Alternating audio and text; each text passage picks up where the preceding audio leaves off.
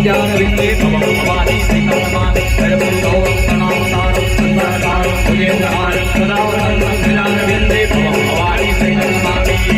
गुरु महादेव पहिला मातर के आवेगा गुरु भोले बाबा गुरु राजा बने आवेगा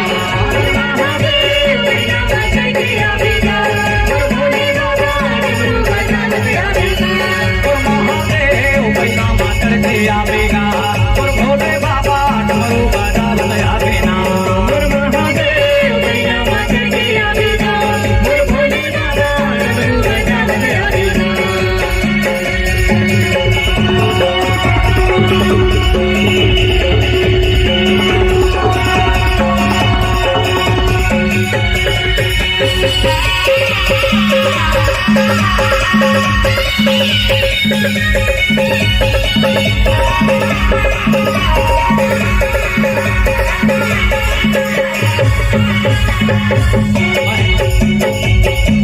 अज्ञानी बाबा महिमा नहीं जाने तो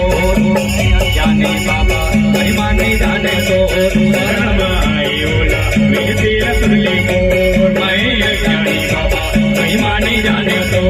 शरण बजा के बोला विजय सुरली मोर